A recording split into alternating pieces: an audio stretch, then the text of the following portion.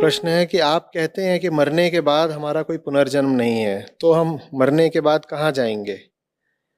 आचार्य जी, मरने के बाद हमारा क्या होगा? तुम्हारा कुछ नहीं होगा, तुम मिट्टी हो जाओगे। तुम्हें क्यों लग रहा है कि तुम इतनी बड़ी चीज हो कि तुम्हारा मरने के बाद भी कुछ होगा? मरने से पहले तो तुम्हारा कुछ हो नहीं पाया, मरने के बाद क्या होगा? अजीब गुमान है। मरने से पहले तुम कोई भी बड़ी चीज बन पाए क्या? तो मरने के बाद भी तुम बहुत बड़े भूत कैसे बन जाओगे?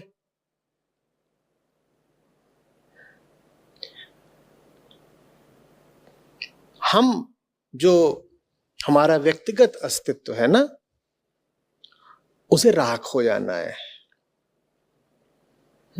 व्यक्तिगत अस्तित्व को कहते हैं व्यष्टि। क्या कहते हैं? व्यष्टि। और प्रकृति में ये जो कुल अस्तित्व है, सब कुछ, इसको कहते हैं समष्टि। समष्टि का पुनर्जन्म चलता रहता है लगातार। तो पुनर्जन्म झूठ नहीं है। ये मत कह देना कि मैं पुनर्जन्म से इनकार करता हूं। नहीं, मैं व्यष्टि के पुनर्जन्म से इनकार करता हूं। पुनर्जन्म समष्टि का होता है। समष्टि माने सब कुछ। समष्टि माने समझ लो, जैसे पहले भी मैंने यही उदाहरण देके समझाया है, सबसे उचित उदाहरण यही है, तो फिर से दिए देता हूं। समष्टि माने समझ लो सागर, और व्यष्टि माने समझ लो सागर की एक लहर। तो सागर बार बार लहराता रहेगा। लहरों का बार बार सागर में जन्म होता रहेगा। लहर उठेगी, लहर गिरेगी, लहर उठेगी, लहर गिरेगी। लेकिन जो व्यष्टि है, जो एक विशेष विशिष्ट लहर है, वो नहीं लौट कर आने वाली। वो एकदम नहीं लौट कर आने वाली। तो अगर तुम पूछ रहे हो, मान लो तुम्हारा कुछ नाम है राजू, कि राजू का क्या होगा मरने के बाद? राजू खत्म हो गया। राजू का कोई पुनर्जन्म नहीं है। हां, समष्टि का पुनर्जन्म जरूर है। मैं पुनर्जन्म से इनकार नहीं करता, मैं राजू के पुनर्जन्म से इनकार करता हूं। तो राजू महाराज इस धोखे में बिल्कुल ना रहें कि वो कहीं लौट करके आएंगे और आगे कुछ होने वाला है। मैं कह रहा हूं कि भैया, जैसे जीना है अभी जी लो, तुम्हारा कुछ नहीं बचने वाला मृत्यु के बाद। पुनर्जन्म एक बहुत ऊंचे तल पर होता है, तुम्हारे तल पर नहीं होता। तुम, जो तुम्हारी व्यक्तिगत सत्ता थी, तुम्हारा जीवन, तुम्हारे अनुभव, तुम्हारी यादें, ये सब तुम्हारे साथ ही नष्ट हो जाना है। तुम्हारा चेहरा अब लौट कर नहीं आएगा, तुम्हारी यादें लौट कर नहीं आएंगी, तुम्हारा जो व्यक्तिगत अहंकार है वो लौट कर नहीं आएगा। हाँ, अहम वृत्ति अपना खेल खेलती रहेगी, उसका पुनर्जन्म बार बार होता रहेगा, होता रहेगा, होता रहेगा। अहम वृत्ति का, तुम्हारे व्यक्तिगत अहंकार का नहीं। अहम वृत्ति का पुनर्जन्म होता रहेगा। माने क्या? माने कि जो अहम वृत्ति तुम में आज पाई जाती थी, वही कल किसी और में पाई जाएगी। देखो वो फिर आ गई, वो देखो फिर आ गई, वो फिर आ गई, वो फिर आ गई, वो फिर आ गई, वो फिर आती रहेगी। लेकिन जो चीज तुम में थी, जो तुम बने बैठे थे, वो नहीं लौट कर आने वाली, उसका कुछ नहीं है। समझ में आ रही है बात? हमने बड़ी भूल करी है जो पुनर्जन्म की बात को हम ठीक से समझे नहीं, और ठीक से न समझने का भुगतान सनातन धर्म ने और भारत देश ने खूब चुकाया है। बहुत ऊंचा है पुनर्जन्म का सिद्धांत। बहुत गहरी बात कही गई है जब कहा जाता है कि पुनर्जन्म है। लेकिन हमने उस गहरी बात को व्यक्ति के तल पर ला करके बिल्कुल छिछला बना दिया। हमने कहना शुरू कर दिया कि राजू है, राजू का पुनर्जन्म होगा तो काजू बन जाएगा। वो बात बिल्कुल बेकार है। फिर इसी संबंधित सवाल आ जाते, कहते हैं अच्छा, अगर मरने के बाद हम बचेंगे ही नहीं तो फिर तो हम कैसी भी हरकतें करें इस जिंदगी में, क्या फर्क पड़ता है? हाँ, मरने के बाद तुम बचोगे नहीं, लेकिन जो भी तुम हरकतें करते हो उनका परिणाम तुम्हें हरकत करने के साथ ही मिल जाता है। घटिया हरकत करने के लिए तुम्हें घटिया आदमी होना पड़ता है राजू,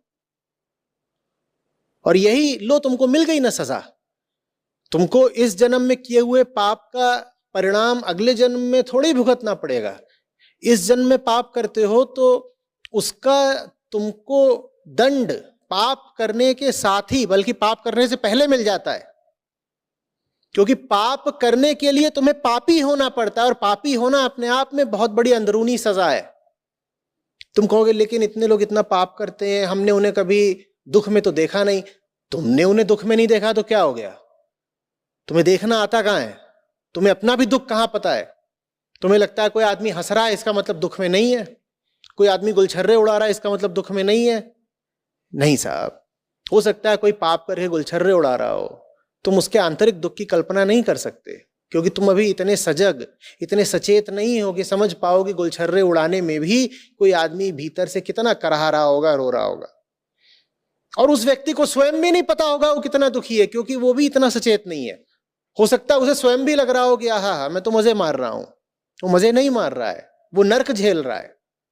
तो ये तो कहो ही मत कि अगर पुनर्जन्म नहीं होता व्यक्ति का तो फिर पाप करें या पुण्य क्या फर्क पड़ता है। नहीं, पाप करते हो तत्क्षण सजा मिल जाती है क्योंकि तुम पापी बन गए, और पुण्य करते हो तो तुम्हें तत्क्षण उसका पुरस्कार मिल गया, क्योंकि पुण्य करने के लिए तुमको चेतना के लिए एक ऊंची अवस्था में होना पड़ता है। चेतना की जिस ऊंची अवस्था में जाकर के तुमने पुण्य किया, वो ऊंची अवस्था अपना पुरस्कार आप है। लो, मिल तो गया तुमको पुरस्कार, और क्या नाम चाहिए तुमको? समझ में आ रही है बात? वैसे ही पूछते हैं कि तो फिर तो मर के सबको मुक्ति मिल जाती है। मुक्ति इसलिए नहीं है कि मर के मिल जाएगी। सनातन धर्म ने तुमको सिखाया है जीवन मुक्त होना, और ये जीवन मुक्ति की बात सबसे विशेष है। सनातन परंपरा में सबसे विशेष बात है जीवन मुक्ति। जीवन मुक्ति का अर्थ है कि ये जीवन ये संभावना रखता है अपने आप में कि तुम जीते जी मुक्त हो जाओ। मर के मुक्ति मिली तो काहे की मुक्ति? किसको मिली? कौन उस मुक्ति में आनंदित होगा? तुम तो मर गए। बात तो तब है जब जीते जी मुक्त हो जाओ, उसे कहते हैं जीवन मुक्त। और जीवन मुक्त होना जीवन का परम लक्ष्य है। समझ रहे हो बात को? तो मरने पर इतना ध्यान मत दिया करो कि मर के मुक्ति मिलेगी क्या, मरने के बाद क्या होता है, मरने के बाद अगला जन्म क्या होगा। तुम अभी जो चल रहा है तुम्हारे साथ उस पर जरा ध्यान दो, क्योंकि तुम्हारा सारा कष्ट, तुम्हारी सारी पीड़ा तुम्हारे वर्तमान में है। अपनी जिंदगी को, अपनी रोज की जिंदगी को गौर से देखो, और वहां तुम्हारे जो बंधन है उनको काटो। यही तुम्हारी मुक्ति का रास्ता है। आगे पीछे की बात इतनी करना बंद करो। तुम्हारे अगले जन्म की कल्पना तुम्हारे काम नहीं आने वाली। इस जन्म के यथार्थ पर ध्यान दो पहले।